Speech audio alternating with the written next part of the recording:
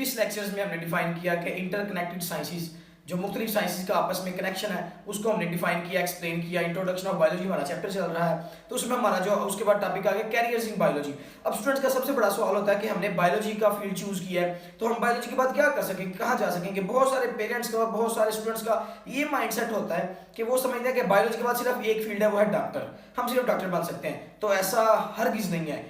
आप बायोलॉजी के बाद बहुत ज़्यादा करियर्स को चूज कर सकते हैं, जिनको आज हम डिफाइन करेंगे, जो कि आपका सिलेबस का भी हिस्सा है और बहुत ज़्यादा इंफॉर्मेटिव ही क्या है कि आपकी कैरियर काउंसलिंग हो जाती है कि बायोलॉजी का पेशा रखने के बाद, बायोलॉजी का सब्जेक्ट चूज करने के बाद आप किन किन कैरियर्स को चूज कर सकते हैं। तो सबसे पहले कैरियर्स इन बायोलॉजी में जो मेन आता है वो है medicine and surgery. First of all medicine and surgery, इसमें बेसिकली हम बीमारियों को जो है वो तशखीस करते हैं, उनको ट्रीटमेंट करते हैं, ठीक है। ये मेडिसिन एंड सर्जरी है। मेडिसिन का पेशा जो बेसिकली है वो है ट्रीटमेंट के एलिमेंट, और सर्जरी में बेसिकली क्या करते हैं कि मखसूस ऑर्गन्स की ट्रांसप्लांटेशन करते हैं, उनकी क्योरिंग करते हैं, उनको ठीक करते हैं, ठीक है, उनका इलाज करते हैं। जैसा कि रिनल सर्जरी में जो है वो गुर्दों की पेवंदकारी की जाती है, गुर्दों की ट्रांसप्लांटेशन की जाती है और गुर्दों को चेंज किया जाता है, ठीक है। इस तरह मजीद जो है बहुत ज़्यादा ऑर्गन्स की जो सर्जरी की जाती है। और ये जो करियर है, ये हायर सेकेंडरी तालीम के बाद स्टूडेंट्स FSC प्री मेडिकल के बाद एक ही बुनियादी कोर्स जो है वो MBBS, जिसके बारे में सब जानते हैं, bachelor of medicine and bachelor of surgery, इसमें करवाए जाते हैं। उसके बाद तुलबा स्पेशलाइजेशन करते हैं, जिसमें वो चूज करते हैं कि आप किस फील्ड में किस ऑर्गन के एलिमेंट स्पेशलिस्ट डॉक्टर बनेंगे।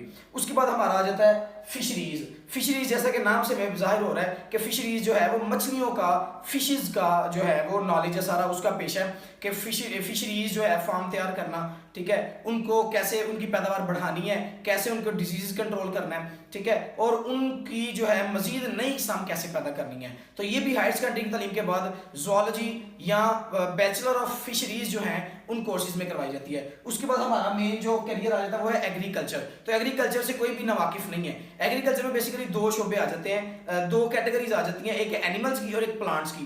प्लांट्स वो जो हमारी डाइट के तौर पर यूज होते हैं, जैसे कि गंदम, चावल, मकई वगैरह, ठीक है। जानवर वो जो कि हमारी खुराक का हिस्सा है, जैसे कि गाय, भैंस, वो हमें दूध भी मिलता है उनसे और हमें गोश्त भी मिलता है। तो जो एक्सपर्ट्स हैं, एग्रीकल्चरल एक्सपर्ट्स जो हैं, वो इन एनिमल्स की और इन फार्म्स की, इन फसलों की जो है वो पैदावार को बढ़ाते हैं, इनको कैसे जो है बीमारियों से बचाना है और मजीद इनकी नस्ल कैसे बढ़ानी है, नई नई इकसाम कैसे पैदा करनी है, और हमें मौजूद जो जानदारों की अच्छी खसूसियात हमें कैसे होंगी, इन पर रिसर्च करते हैं। ये भी जो एग्रीकल्चर का शोबा है, हायर सेकेंडरी तालीम के बाद BS एग्रीकल्चर जो हमारी पाकिस्तान में बहुत ज़्यादा यूनिवर्सिटीज करवा रही हैं, तो आप इस करियर को चूज कर सकते हैं। उसके बाद हमारा आ जाता है एनिमल हस्बेंड्री। जैसे कि नाम से मशहूर है, यहाँ पर ये एनिमल्स की कैटेगरी है, ये भी एग्रीकल्चर में आ जाता है, लेकिन ये एनिमल्स की एक अलग कैटेगरी है। इसमें एनिमल्स को हम जो है वो उनकी नस्ल बढ़ाने की, उनकी ब्रीडिंग करने की कोशिश करते हैं, ब्रीडिंग पर रिसर्च करते हैं और अपनी मखसूस खसूसियात जो हमें चाहिए, ज़्यादा दूध वाले जानवर चाहिए,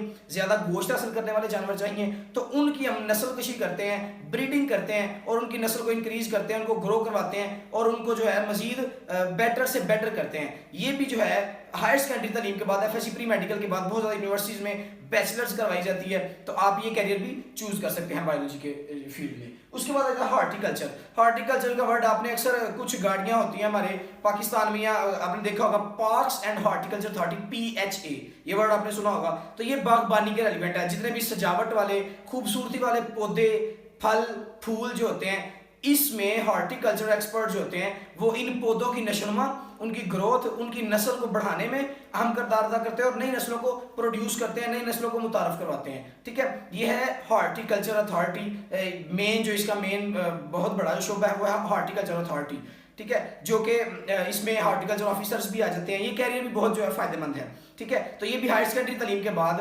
जूलॉजी, बॉटनी और इस तरह की तालीम उसमें बैचलर करवाई जाती है जूलॉजी और बॉटनी में, जिसमें पौधों और जानवरों का मुख्तलिफ इल्म जो है हासिल किया जाता है, और ये हायर सेकेंडरी तालीम के बाद आप इख्तियार कर सकते हैं। उसके बाद आता है हमारा फार्मिंग। फार्मिंग में दो कैटेगरीज हैं, लाइव स्टॉक एनिमल्स और प्लांट्स।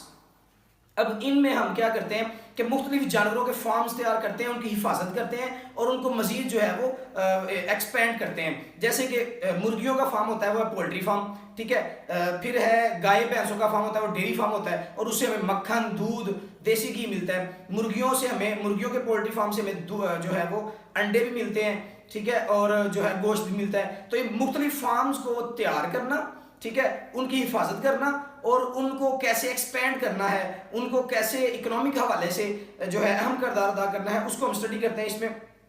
तो इसमें भी जो है आप क्या करते हैं कि हायर सेकेंडरी तालीम के बाद BS बैचलर्स वगैरह में ये मुख्तलिफ शोबे आते हैं और इसको हायर सेकेंडरी तालीम के बाद पाकिस्तान में बहुत ज़्यादा यूनिवर्सिटीज़ हैं जो कि इसको करवा रही हैं। उसके बाद हमारा अगला करियर आ जाता है वो है फॉरेस्ट्री, जंगलात का शोबा। ठीक है, इसमें जो एक्सपर्ट्स होते हैं फॉरेस्ट्री के, वो जंगलात को प्रोड्यूस करना, ठीक है, जंगलात की हिफाजत करना और गवर्नमेंट को क्या करके मशवरा देते हैं कि आप आर्टिफिशियल फॉरेस्ट तैयार करें। जैसे कि हमारा बहुत बड़ा प्रोजेक्ट है लाहौर में छांगा मांगा का जंगल, तो ये हमारे पाकिस्तान का वो जंगल है जो कि आर्टिफिशियल तैयार किया गया है। ठीक है, चूंकि ये बहुत इंपॉर्टेंट होते हैं मौसमों के हवाले से भी और बायोडाइवर्सिटी के तहफ़्फ़ुज़ के लिए बहुत ज़्यादा इंपॉर्टेंट होते हैं। तो इसके एक्सपर्ट जो होते हैं फॉरेस्ट्री के, वो हुकूमत को मसनूई जंगलात लगाने का भी मशवरा देते हैं और जो कुदरती जंगलात हैं उनकी हिफाजत का भी मशवरा देते हैं। तो ये भी हायर सेकेंडरी तालीम के बाद इख्तियार किया जाने वाला एक मेजर शोबा है।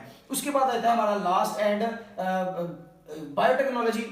लास्ट है लेकिन जो है ये बहुत इंपॉर्टेंट है। बायोटेक्नोलॉजी हमने बायोलॉजी की ब्रांचेस में भी पढ़ा, तो उसमें भी हमने यही एक्सप्लेन किया कि बायोटेक्नोलॉजी, जो बायोटेक्नोलॉजिस्ट होते हैं, इसके जो माहिर होते हैं, वो क्या करते हैं कि माइक्रो ऑर्गेनिजम्स को अपने फायदे के लिए इस्तेमाल करते हैं। ठीक है, हम इसमें क्या करते हैं कि ये जदीद तकनीक है, मॉडर्न टेक्निक है। ठीक है, तो हम इसमें माइक्रो ऑर्गेनिजम्स को अपने फायदे के लिए इस्तेमाल करते हैं। अल्लाह ताला ने दुनिया में चीजें पैदा की हैं तो वो उसमें कोई ना कोई जो है वो फायदा है, हर चीज में फायदा है। ठीक है, तो हम माइक्रो ऑर्गेनिजम्स को अपने फायदे के लिए इस्तेमाल करते हैं। जैसे कि बैक्टीरिया से हमने इंसुलिन तैयार किया है, इंटरफेरोन तैयार किया है, तो इस तरह हमने बहुत ज़्यादा केमिकल्स, बहुत ज़्यादा मेडिसिन जो हैं वो माइक्रो ऑर्गेनिज्म से तैयार की हैं। तो ये है बायोटेक्नोलॉजी का जो है करियर और बहुत इंपॉर्टेंट, और आज के दौर में इसका बहुत ज़्यादा स्कोप है। तो ये थी हमारा आज का टॉपिक के करियर्स इन बायोलॉजी, कि कोई भी स्टूडेंट, कोई भी तालिब इल्म जो है वो बायोलॉजी की तालीम के बाद कौन कौन सा शोबा इख्तियार कर सकता है और वो कब कब उसको इख्तियार कर सकता है, उसकी स्पेसिफिकेशंस क्या क्या हैं। Thank you.